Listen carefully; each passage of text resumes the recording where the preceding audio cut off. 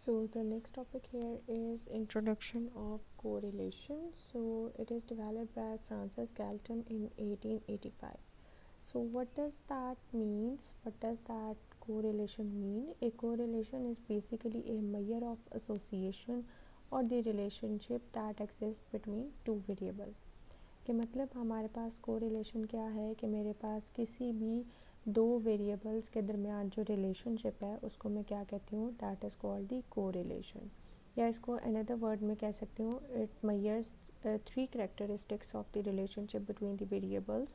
कि मेरे पास क्या है कि जो वेरिएबल्स मैंने डिफाइन किए उसमें तीन तरह का रिलेशनशिप जो है वो मेरे पास हो सकता है।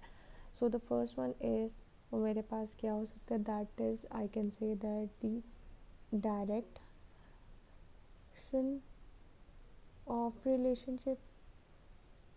दैट मीन्स कि मेरे पास जो दो वेरिएबल्स हैं, ठीक है, उनमें सम जो है डायरेक्शन गिवन होगी। लाइक अगर मेरे पास एक चीज़ में इंक्रीज़ आ रहा है तो उसके अकॉर्डिंगली सेकंड चीज़ में भी मेरे पास इंक्रीज़ आ रहा है, या अगर मेरे पास एक चीज़ में इंक्रीज़ आ रहा है तो दूसरी चीज़ में उससे रिलेटेड क्या है, मेरे पास हम डिक्रीज़ आ रहा है, तो उसको हम नेगेटिव एंड पॉजिटिव वैल्यू से जो है वो रिप्रेजेंट करते हैं। एंड नेक्स्ट जो है वो मेरे पास क्या है, द फॉर्म ऑफ रिलेशनशिप, ठीक है, that is I can say that linear and non linear, ठीक है। व्हाट डज़ दैट मीन्स कि अब रिलेशनशिप मेरे पास दो वेरिएबल्स के दरमियान किस तरह का होगा, कि लीनियर होगा या नॉन लीनियर। लीनियर मतलब अगर मेरे पास हम एक चीज़ में ग्रेजुअली इंक्रीज़ आ रहा है तो उसी के अकॉर्डिंगली मेरे पास अदर चीज़ में ग्रेजुअली उसी कंडीशन से डिक्रीज़ आ रहा है, ठीक है। और नॉन लीनियर क्या मतलब कि अगर मेरे पास एक चीज़ में इंक्रीज़ आ रहा है और एट सर्टन लिमिट जो है उस इंक्रीज़ में वो स्टॉप हो जाता है और वो लाइक डिक्लाइन का शिकार हो जाता है। जिस तरह अगर हम बात करते हैं किसी भी आईक्यू लेवल की ह्यूमन बीइंग के अंदर, तो वो एक सर्टन एज तक जो है आईक्यू लेवल हमारे पास बढ़ता है और फिर सर्टन एज के बाद जो है उसमें कमी आना शुरू हो जाती है।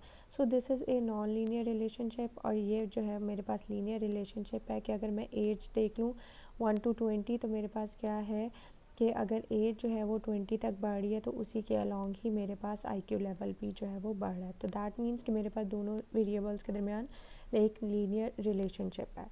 और थर्ड वन जो है वो मेरे पास क्या है, that is the degree of relationship, ठीक है।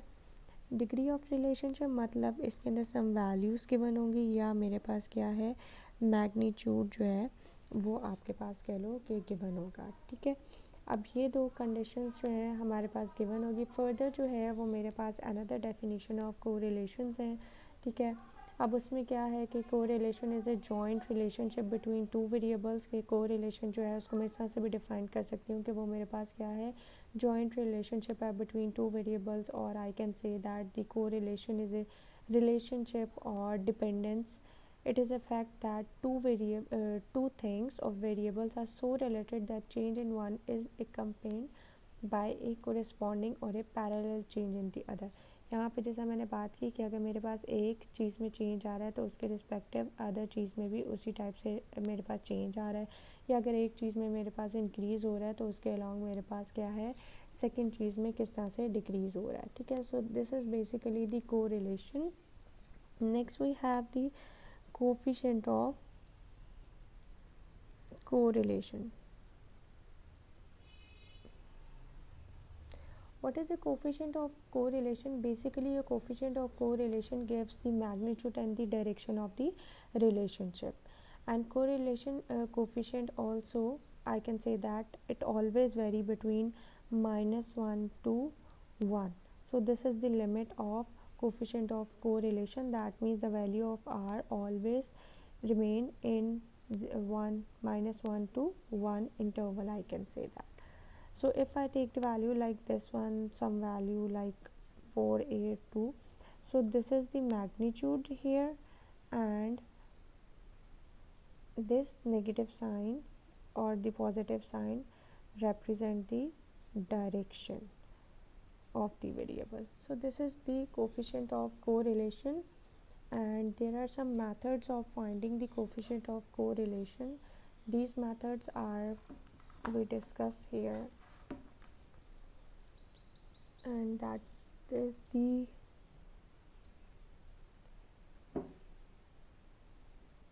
Pearson's, I can say that the product moment method, and the other one is Spearman rank correlation